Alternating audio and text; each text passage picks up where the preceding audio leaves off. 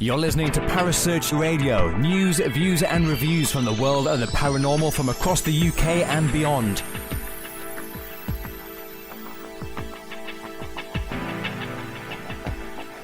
Find us on Facebook, Twitter and the World Wide Web. Parasearch UK Radio.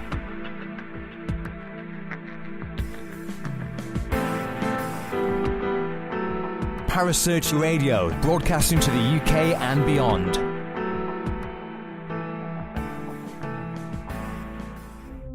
The views and opinions expressed by presenters and guests are their own and do not necessarily reflect the official policy or position of Parasearch Radio or its affiliates and sponsors. Listener discretion is advised.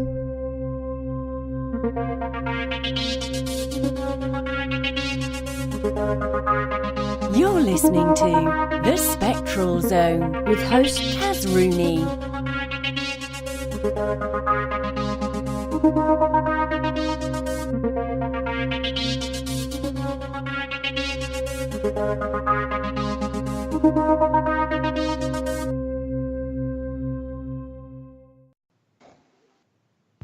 Good evening, everyone, and welcome to the Spectral Zone. I am, as always, your host. I'm Caz Rooney, and tonight I'm being joined by Samantha Sweeting from North Knott's Ghost Hunts. Hello, Samantha. Hello. How are you tonight? Nervous, but I'm sure I'll be okay. You've been really nice to me so far, so. Yeah, I did actually get a message from your teammate asking me to be nice. Yeah, he's just been messaging me and saying, tell him I'm the best boss in the world. I said, nah. Tell him he's got to bribe you to do that. Oh, yeah, I know, yeah. I'll have him doing lone vigils. It's all right. Well, I mean, tell us a bit about North Knott's Ghost Hunts. How many is in the team? We currently have 6.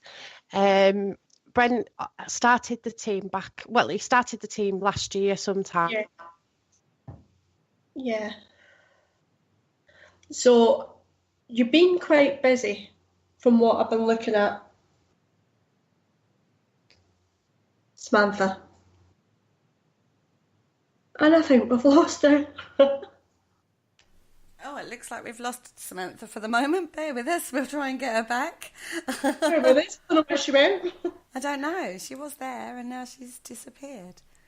Oh. Yeah.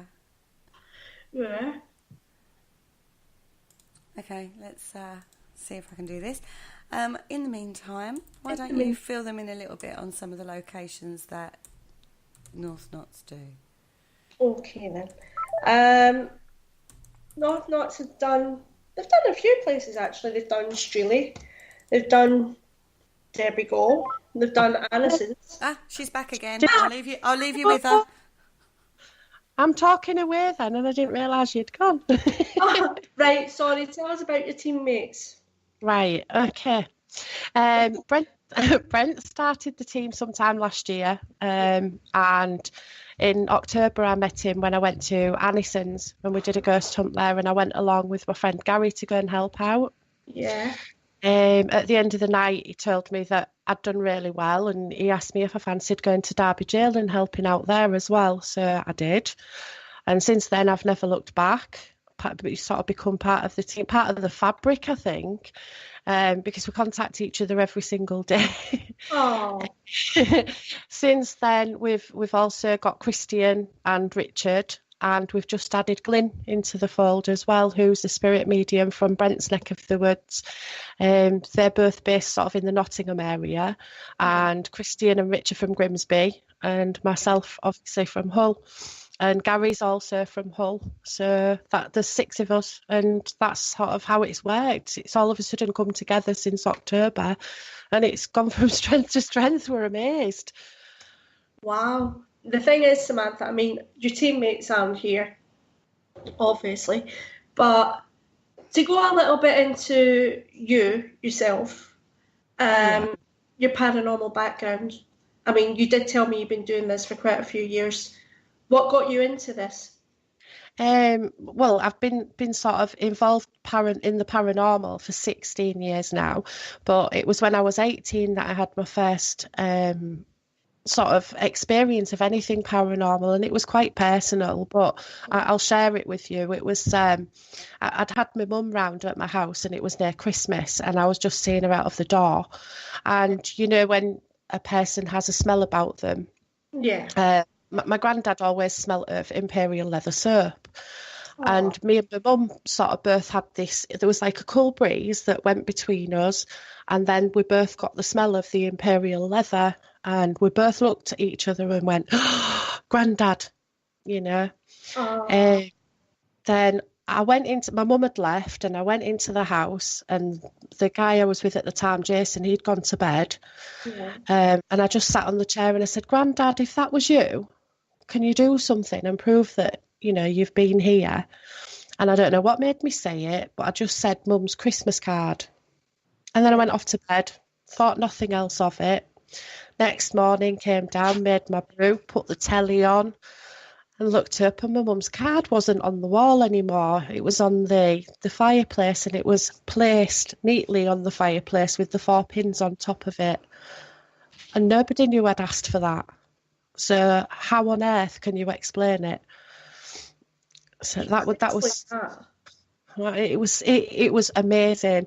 And other members in my family had things happen as well that sort of made them think that my granddad's around us all the time. And I just needed to look into it a lot more. And then my cousin started a team, so I followed her. And I've got a lot to thank her for. It was her that sort of made me so interested in it and want to take it further. So, yeah, that was how I started anyway. Have you found that over the years that you're getting more and more experiences? It's made me more of a skeptic person. I consider myself an open-minded skeptic. One wants to be proved wrong, if you get me. I do get you completely. That's actually a novelty, an open-minded skeptic. I actually find that quite interesting. Yeah. So, I mean, you said yourself your family have had experiences as well. So is it something that kind of runs in your family, do you think? Well, my little girl, she's 7 at the moment, and I made a conscious decision when she was little, because obviously I've been in the paranormal since well before she was born. If she ever did come to me and say, Mummy, I've seen something, that I would never ever say to her, there's no such thing as ghosts, you know, because I didn't want to socialise her out of believing in ghosts, if you get what I mean. From the age of 18 months, she's seen things and she's explained them. She could speak at 18 months like I'm speaking with you now. She had very, very good speech, and she would explain what she was seeing. And you can't put words into the mouth of an 18-month-old child and lead them. They will tell you what they're seeing. No, I know. So I find it interesting because my children, I know from my experiences, my children have said things when they've been young. Yeah. You can't put it into their head. It's just something that's there. Yeah, definitely. I mean, one of the houses that I lived in, I've moved around a little bit, personal reasons, but anyway, one of the houses I was in, she'd been a pest all day, up and down the stairs, and I didn't have a safety gate on the stairs, but I kept saying to her, Scarlett, stop it, you know, stay down the stairs.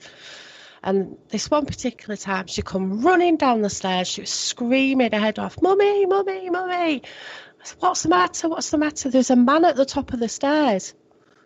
And she was terrified. She was white as a sheet. She was absolutely terrified. So I picked my phone up, being a paranormal investigator, and I instantly started recording her. And the video's on my Facebook somewhere. I can share it later.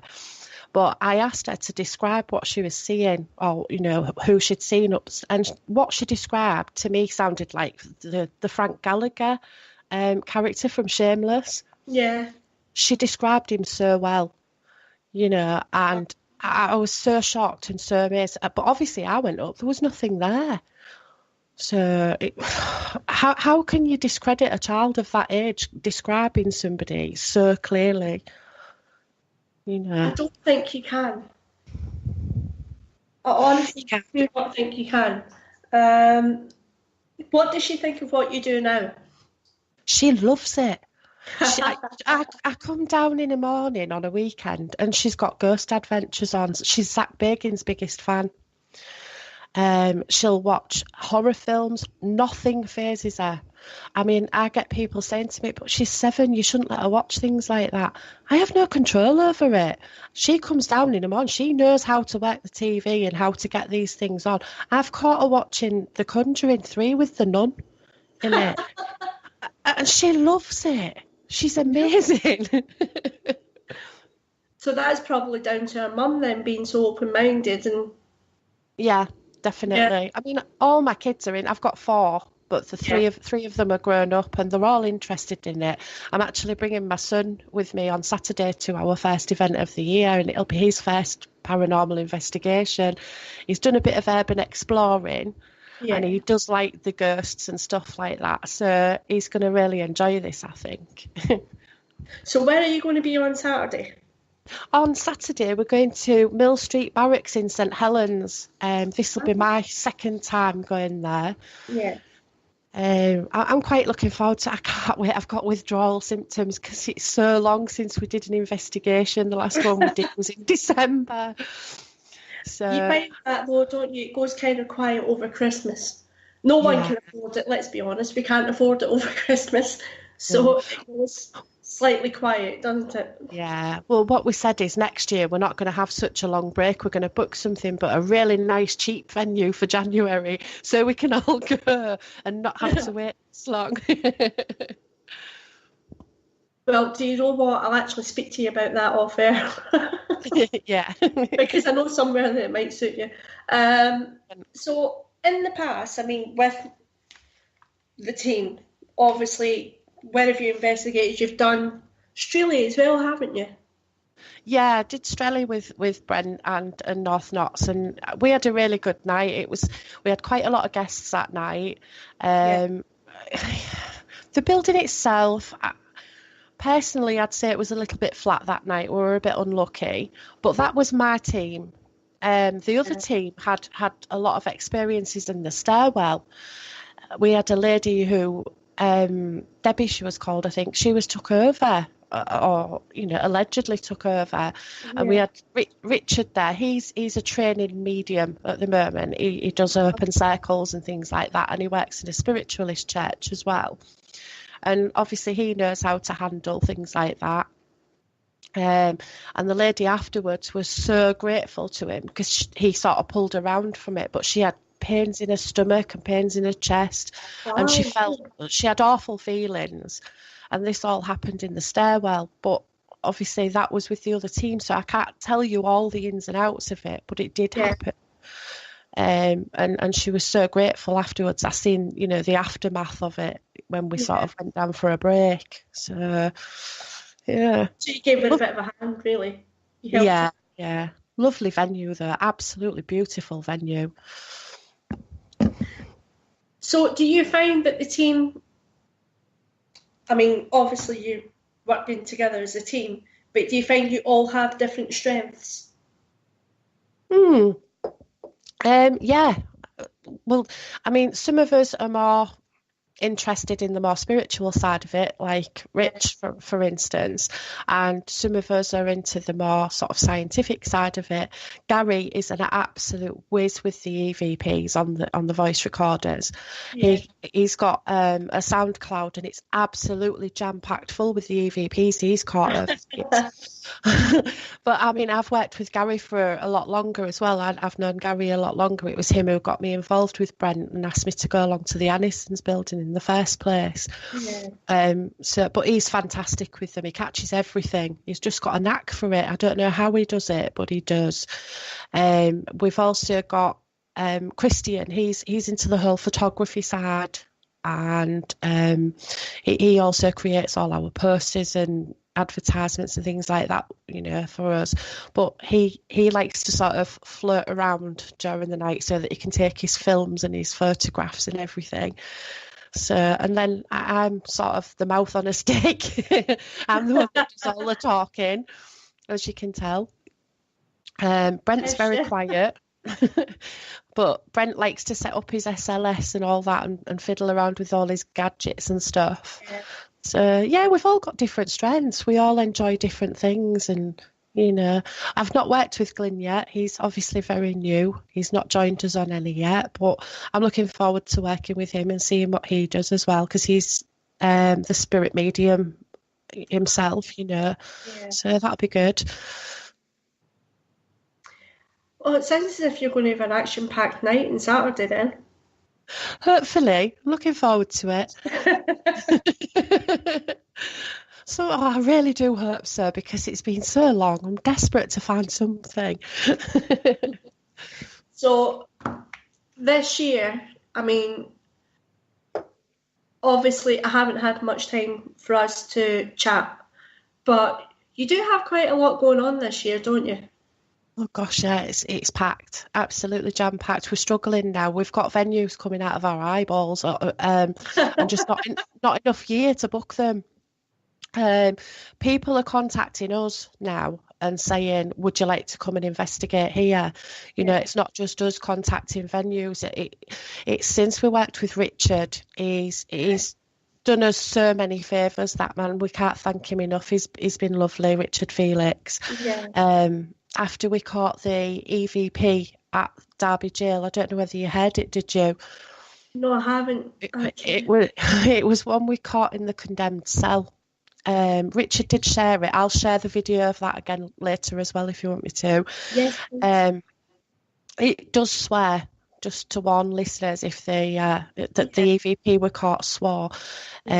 But it was very relevant to what happened in that condemned cell. Am I allowed to use the word?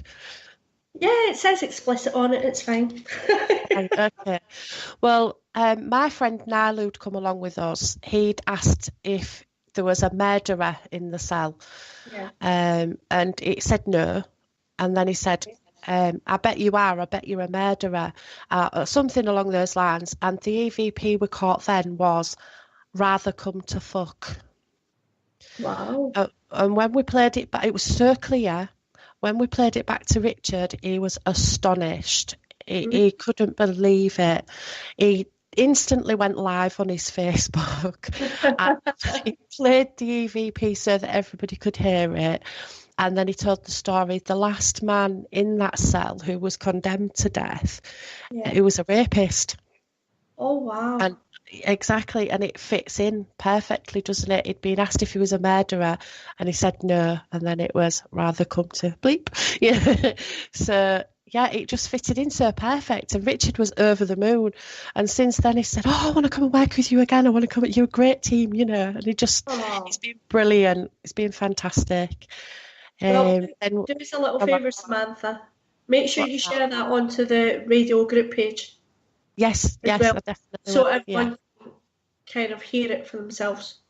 Yeah, well, they can make their own mind up what they're hearing as well, because Gary, he's the EVP was, he heard something completely different, but we all heard, what I said. So let the listeners decide and see what they think it's actually saying.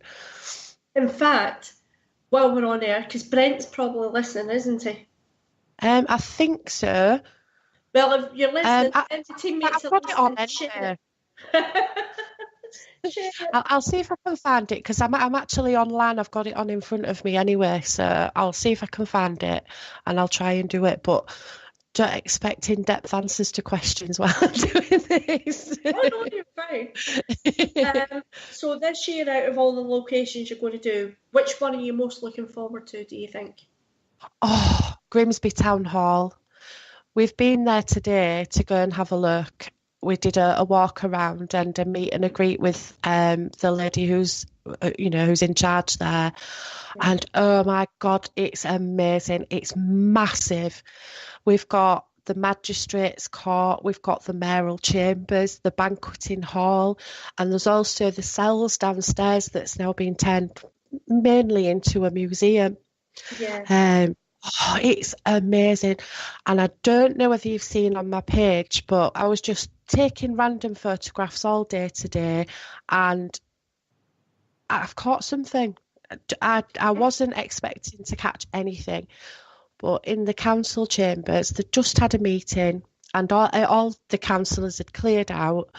We were still sort of wandering around and looking around, and we noticed the room was empty, so we sneaked a peek inside, took some photographs from the doorway, and we caught it. To me, it looks like a black shadow, but other people are seeing a little boy in the room and another man shaking hands and all sorts of things. So there's that picture to post and have a look at as well. If you fancy having a look at that. Yeah, definitely. I want to see that. I'm going to have a look at that. Yes, I posted it this afternoon, so it's there. And Brent's done a zoomed up version of it as well, so you can see it a little bit clearer, but the original's there as well. So I'm assuming you use equipment when you go on your locations. Yeah. What's your favourite piece of equipment? My favourite at the moment, I think it's Brent's SLS that they connect. Really? Yeah, because I've not used it very often, and I find it quite intriguing. That you're the one that sat there or stood in front of it, and all of a sudden there's something there that it's not actually in the room with you, and you can see a figure, an actual shape. I think it's really good. I like that. Oh, I've just found Richard's video. Yeah, I like to see visuals, I think. So I like that equipment. Do you know something that's really good? Like you said today, you were taking photos, just taking random photos. Yeah. Do you know what's really good to do? Take random photos behind you, over your shoulder. Yeah. Because it's really good sometimes what you catch over your shoulder. Yeah. I think the best equipment, no matter what, is your own eyes, your own senses anyway, your ears, your eyes, your nose, because you get the smells. That's the best equipment in the world, because it's your personal experience as well then.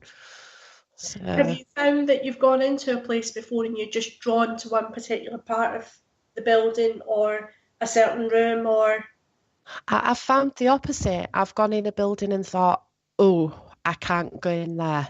Really? Yeah. And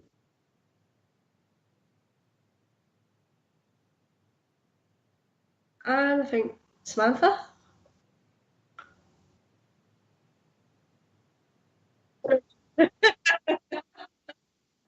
Let's not having a good time with this, is she? No, not really. I don't know why she keeps cutting out, because she's still active on the call, so I'm not quite sure why she keeps dropping out. And it was going so well. It was so interesting.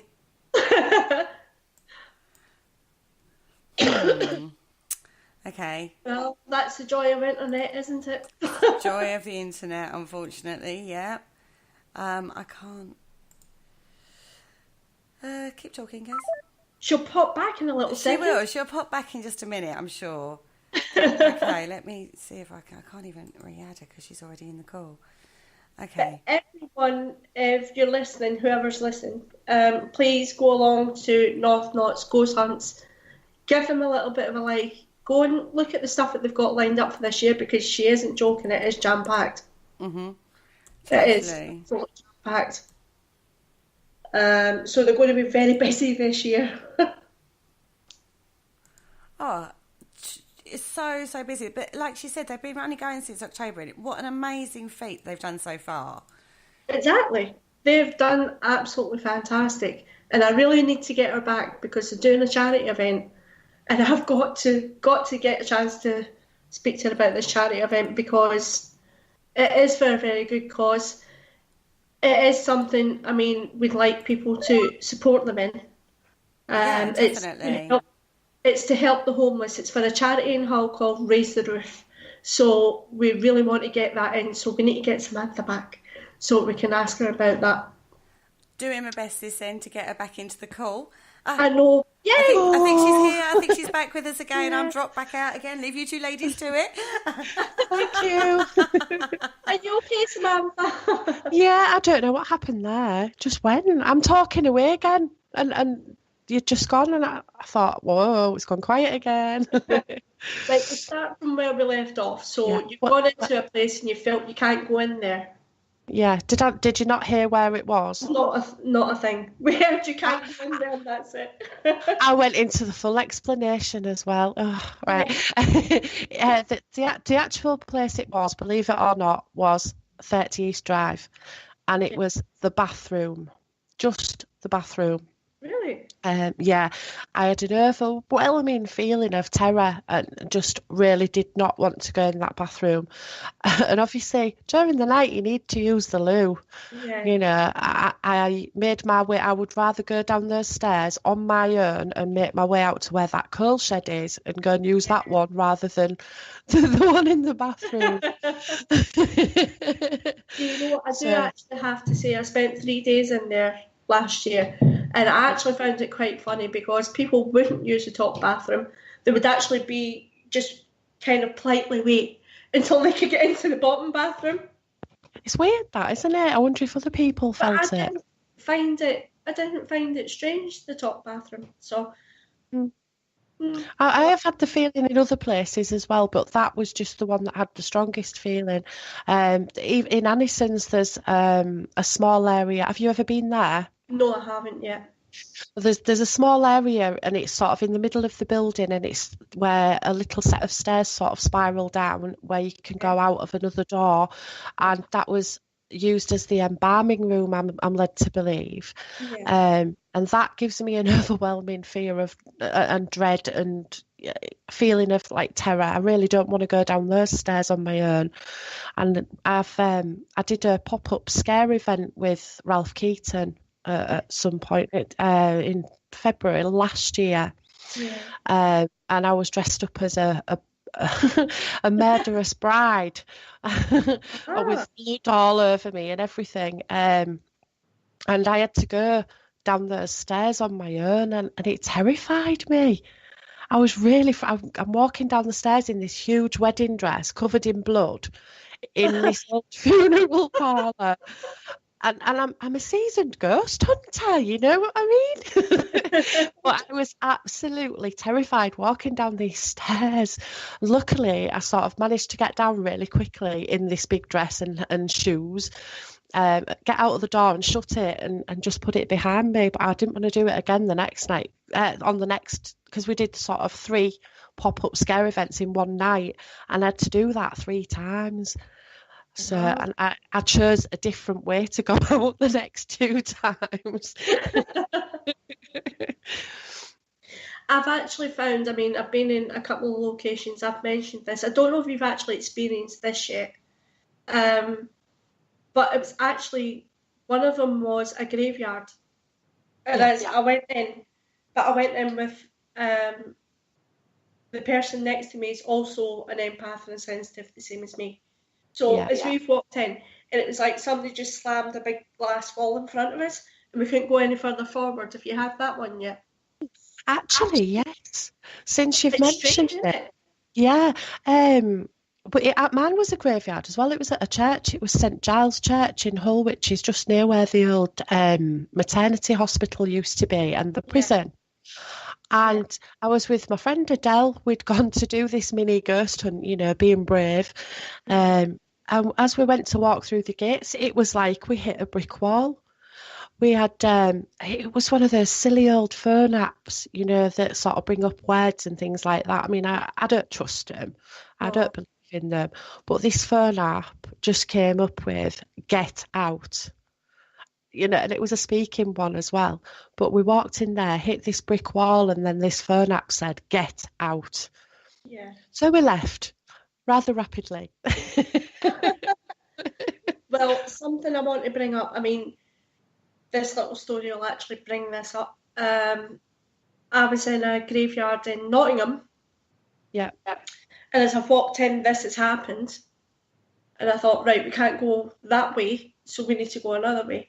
But you're doing a charity event, aren't you? Yes, we are, yeah. Well, a couple of people bounced out from behind the tree when we'd been in there about 10 minutes, and it was actually a homeless man and a homeless woman, and they just shouted at us, "Are you ghost hunters?" But we just kind of went, well, yeah, kind of. So we stood and spoke to them for ages, but that brings me into, I want to bring up this charity event you're doing. It's really important. Yeah, but the charity event is actually at Annisons, so I'm hoping I don't have to go down those stairs. But we're doing it for a charity in Hull that's quite close to my heart, because I used to volunteer at the local soup kitchens. We're doing it for the Raise the Roof project, the homeless project in Hull. My friend Julie, who is working for them, she actually approached me and asked me if we would do a charity ghost hunt for her, and I jumped at it, absolutely jumped at it, and I approached Brent and asked him if it was okay. And we chose the Anison building because obviously it's had fame because of the most haunted going there, and we think the more people that want to go, obviously the better. But we'll restrict numbers because we don't want it to be too silly. And what we're going to do is whatever we raise that night, it'll be going directly to Raise the Roof Homeless Project in Hull. They have just, I think it's 4 people they've just rehoused with the help of MRC Properties in Hull. They'd taken over a building. It was a derelict building, the homeless people. And the guy who owns MRC Properties had actually bought that building, and he spoke with them and decided to give them a house for a very minimal rent, working alongside Raise the Roof, and they've just housed these 4 people. And they also run like an outdoor kitchen. I think it's 2 nights a week. So every penny that we raise is going directly to the homeless people and to this charity to help them out. Well, do you know what, Samantha? I really need to hats off to you for doing that, because I do need to take my hats off to you guys for doing that, because it's something that needs addressing, isn't it? They need a bit of help. Definitely. Yeah, there's not enough provision in Hull, I know, by far. We do have homeless hostels and things like that, but it's been brought to my attention lately that they actually get housing benefit for these clients, and they have to pay a top up as well once they make a claim, and it's usually £27.80 that they have to pay. Wow. And if these clients get sanctioned or lose the benefits for any reason, they lose the roof over their head because the hostels won't put them up without the money. They can't afford to. So it is desperately needed. As much as people think that there is provision for homeless people, there certainly isn't. And I've seen it on the other side as well, working for the soup kitchen, because once the beds at that hostel were full, they only had 20. They would put the rest of the people out, and I've seen them on bread crates with cardboard on the top with blankets that we've given them.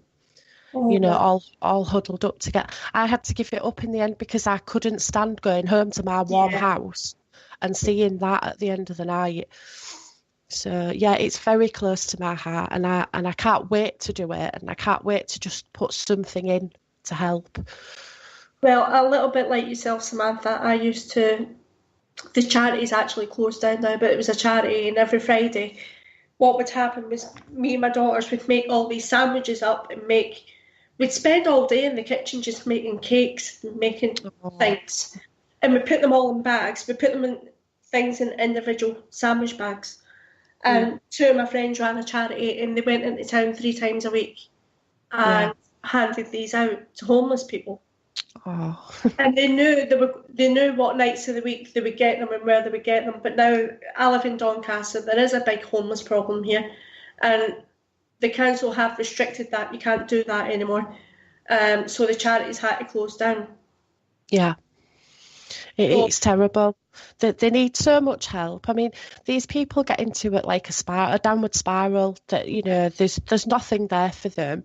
They can't get any help because they've got no address. You know, they can't claim any benefits because there's no address. They get into this endless circle, and without people buying them that hot cup of coffee or that hot sausage roll or whatever, they've got nothing, absolutely nothing. So, yeah, that's very true. We have a big street in Doncaster where all the pubs and clubs and everything are on.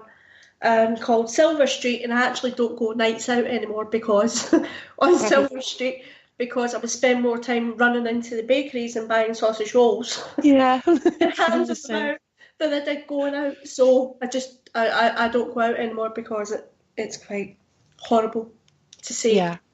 But going back to your ghost hunts, going back to the things you've got coming up. So tell us. Can I just ask your listeners, if anybody is listening and they do have anything at all, whether it be paranormal related or even an old smelly set from Christmas that's no good to them, could they contact either myself or Brent Whitworth through Facebook, or hopefully yourselves, if that's okay, yeah, that's good. to donate anything for the raffle that we're going to do on the night as well. I think we're going to open the raffle up on Facebook for the North Notts Ghost Hunts page, so that if any of our listeners or any of our followers want to buy a raffle ticket as well, they can. We've actually had tickets donated from Derek Okora for his Whitby show as one of our main prizes for the raffle as well, so that's really exciting. Fantastic. So anything that anybody's got going, like I say, it could be paranormal related or just an old smelly set, that'd be absolutely fantastic, because the more we raise from, the better. Oh, bless you. That is so nice. That is so nice. But anybody, if you can help at all, please contact either Samantha or contact myself on Parasearch, or contact Brent. Contact one of us, any of us, and we will put you in touch with them. Okay? And anything at all you can donate, then please donate, and they'll raffle it off, and it all raises more money, doesn't it? Yeah, definitely. Oh, have I lost you? Oh, no, I haven't. Oh, don't be doing that, Samantha. Don't be doing that to me. So this year you've got quite a few things coming up. Yeah, we've got loads. Tell us a couple of things you've got coming up. Right, on the 10th of March, our next event, because Mill Street Barracks is now fully booked up, unfortunately for everybody, but the next one we've got coming up is the 10th of March, and that's the Village Church Farm Museum in Skegness. Yeah. Absolutely fantastic venue, and the girls there are lovely. Can't wait to go there. Then we have our special at Fort Paul on Friday the 13th of April. We're all really looking forward to that. I think that one's actually sold out as well. Wow. And then after that we've got York Dungeon. I've never been there, and I'm really, really looking forward to that one. Can't wait. So, and then it's the Annisons charity one on the 11th of May. So, yeah, we've got quite a lot going on at the moment. York is one of my favourite places. If you got a favourite city you would go to? York, definitely, yeah. I like York as well. It's so old. It's like stepping back in time.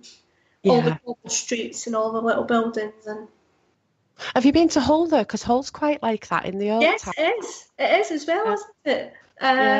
Yeah, I've been to Hull. I've been to a couple of places in Hull. I do enjoy going to Hull.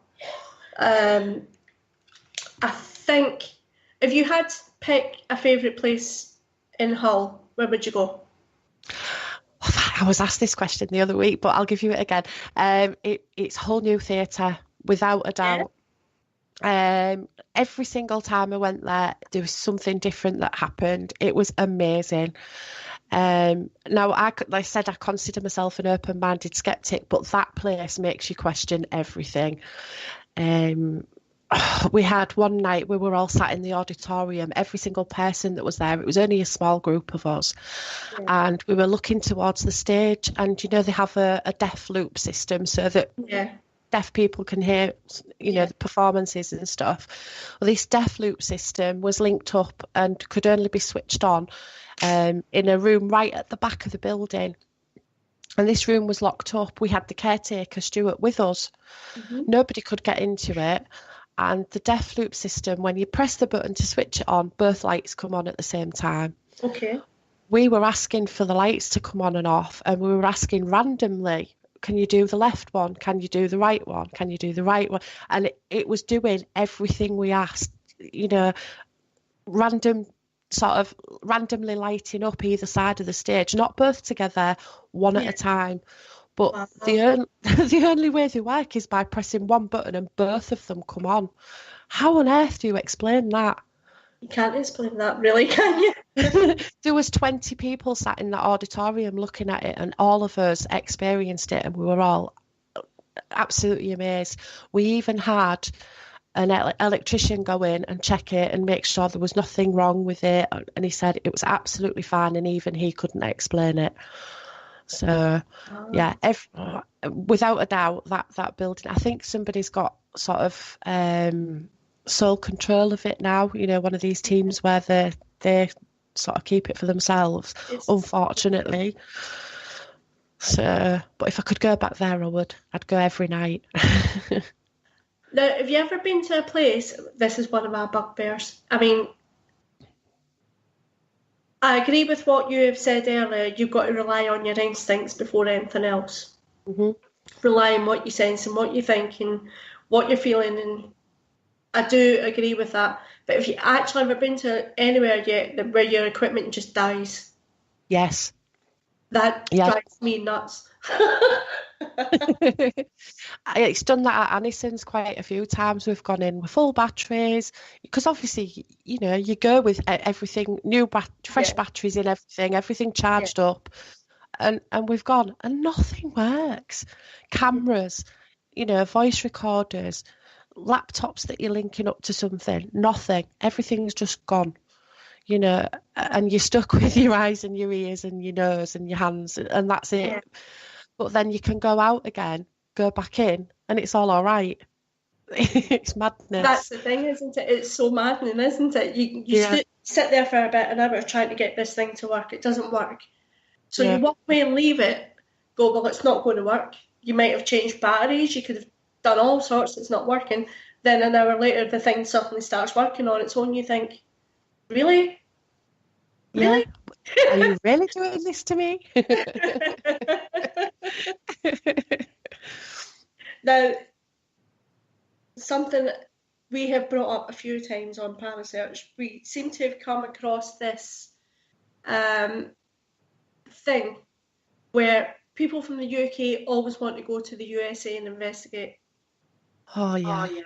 Where would you go? Alcatraz. And I know everybody probably says that, but Alcatraz, definitely, it's my dream. That is the top of my bucket list, yeah. Would you get locked in a cell, though? I'd love to go. I'd do it all night on my own, the full building. I would. If it meant I could go, I would do it. Really? Oh, that's interesting. If it actually comes up, you're going to do Alcatraz at some point, then I'll remind you that you've got to go and get locked in a cell on your own. And I think Samantha, we've lost her again. I think. This is getting annoying. I have no idea why this is happening. I think Samantha's got a few gremlins in her house. I think maybe she has got a few gremlins. A few little spooks of her own. She's going to probably drop and then come back, which is good. It's such a shame. I know. This is so frustrating when this happens. Oh, she's dropped. She's going to be back in about 2 minutes. There, she's back again. Oh, I don't know what's going on with Hello, this. love. Where you been? Alcatraz. Alcatraz. God, that was quick. You have never spent a whole night in a cell on your own. I did. It was great, honest. So, top of your bucket list would be Alcatraz then? Definitely, yeah. And I'd like to do, it sounds really morbid, but I'd love to go to the catacombs in Palermo as well. Really? That's not in America. That's I think it's Sicily. Yeah. Since Yvette Fielding went and did there, oh my God, it looks so morbid and gross, but I'd love to go there just to experience it. That's interesting because I'd actually really love to go and do the prison catacombs. Yeah. And Well, I've said similar. loads of times I'd love to go there. I'd probably get in there and get creeped out, but I would love to actually go. Oh, me too. I'm terrified of death. I'm terrified of death and dying. Really? And I think what it is, I just want to push myself, and it's probably a form of therapy.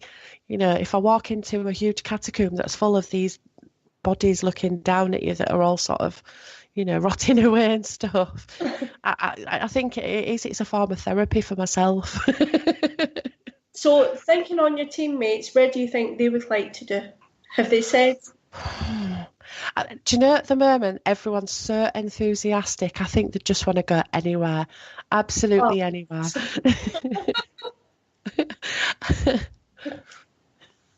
That's not a bad thing, though. No, not at all. No, it's a fantastic thing as long as your equipment's working.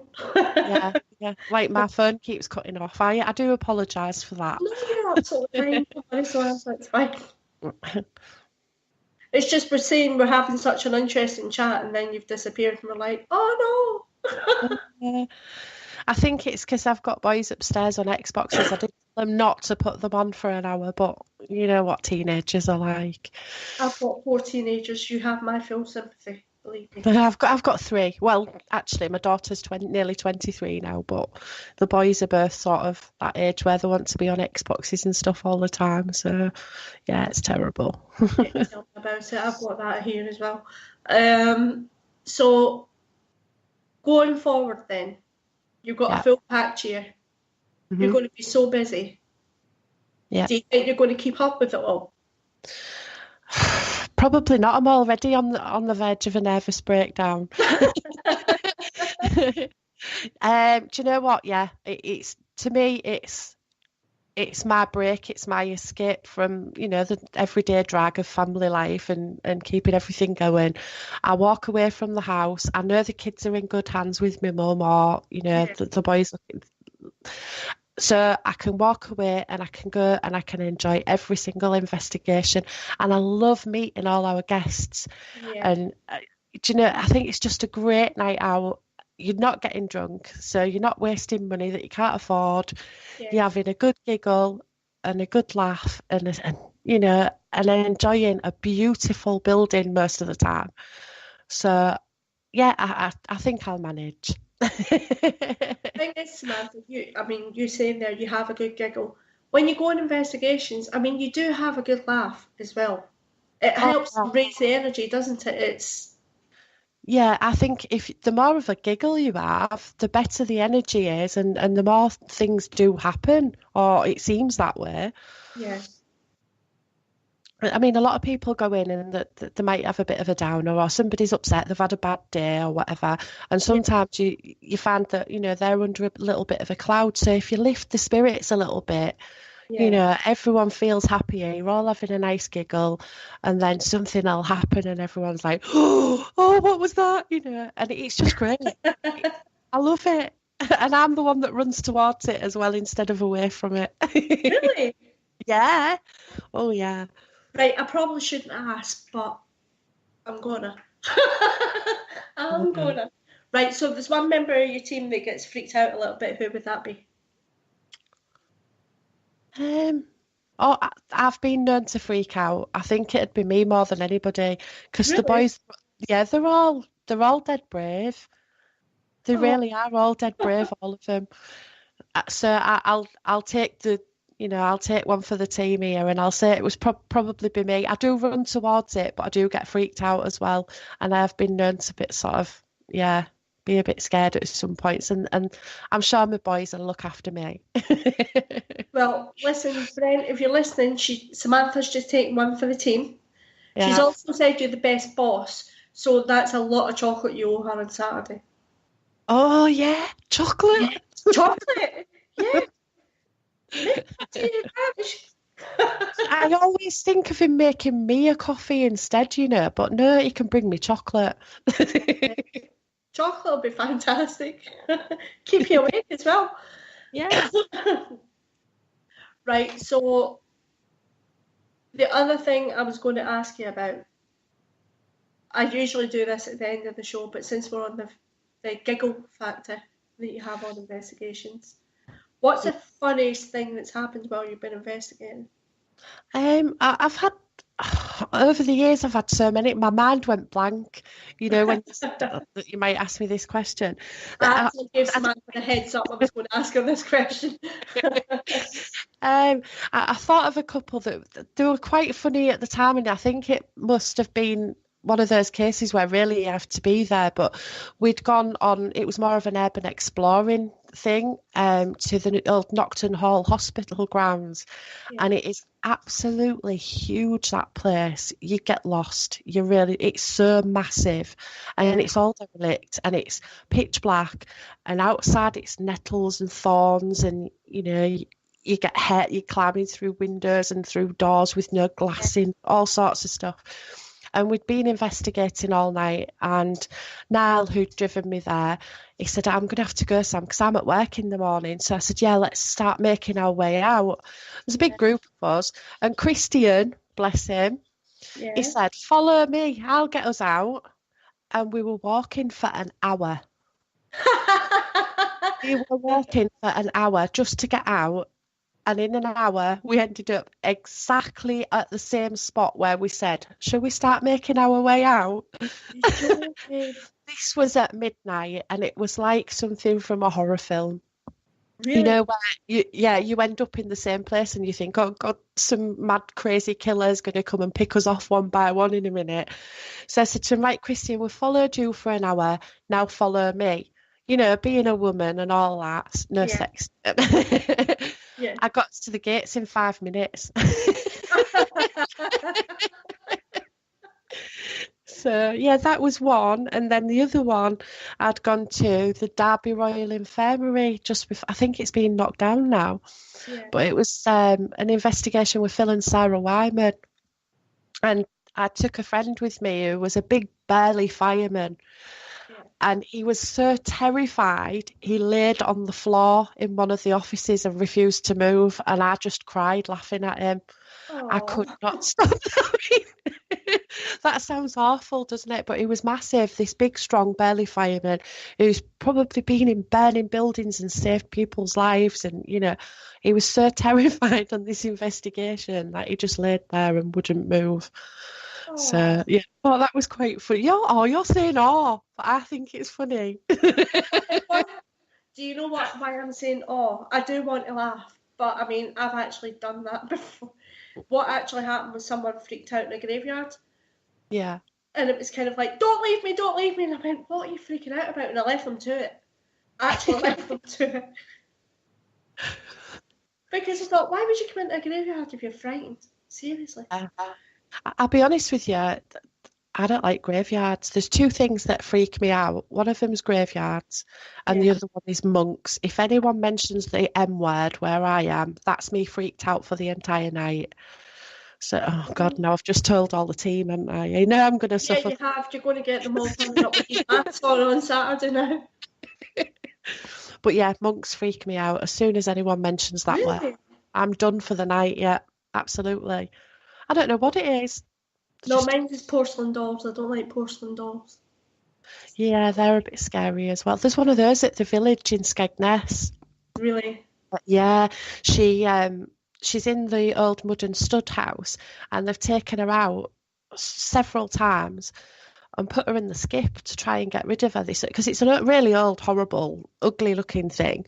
Yeah. So they've put it in the skip, locked the door of the old mud and stud house, gone home for the night. The next day they've gone in and she was sat in exactly the same place that she usually sits. Oh. And that's happened several times. Oh no. See, I don't like that. Yeah. I've got this thing with porcelain dolls. I think they're like trapped little souls inside them. I just don't like them. They're horrible. Do you know, I had a little phase where I went through collecting them. And I don't know what was going through my mind, because once I started sort of getting right into the ghost hunting, I thought, no, you're all going, bye. Right, Samantha, the other thing I wanted to ask you, is there any place you wouldn't investigate? Do you know, I'd give anywhere a try, I think. Yeah. Yeah. You can't really write off a place until you've experienced it. I have done. We spoke about it earlier. Yeah. I won't mention the place, but Yeah. I've written it off and I've said I'll never go. I might go just to experience the place for myself, so I can form a valid opinion of it. But I think I'd try anywhere because I mean you can be sat in your own living room and something can happen. Yeah, I don't think there's anywhere I wouldn't go.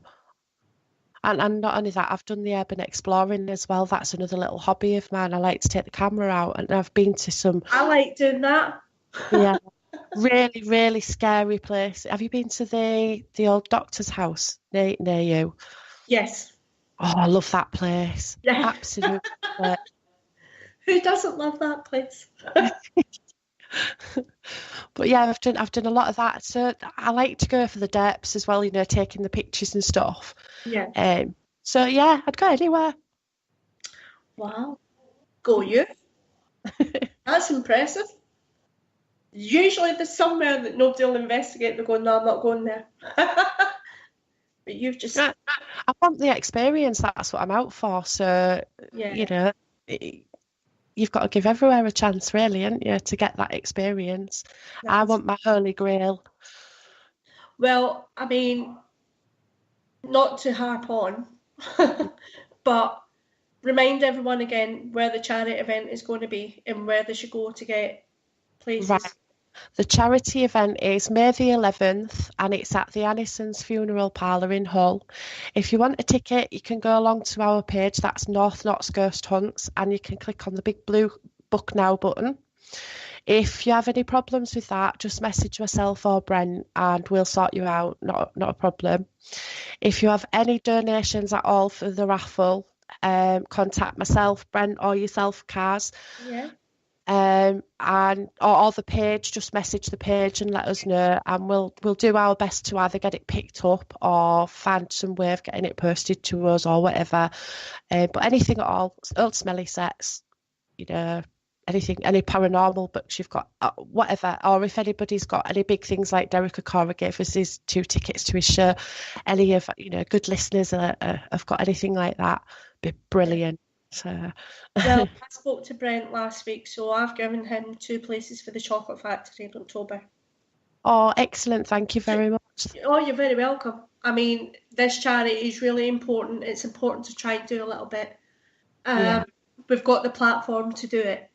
So we need to use that to try and help other people, I think, a little bit. Yeah. Yeah, and thanks ever so much for giving us the opportunity to talk about this as well, because it does mean a lot to us. So, but on the subject of charity events, for all you lovely Parasearch listeners, please go to the Parasearch Radio group page and please support our Penny Griffiths Morgan is actually running the Brighton Marathon. Brave woman. She's doing that in aid of dementia. Now, I've got to take my hats off to Penny. I couldn't do a marathon. Sorry. No. I could do a marathon ghost hunt.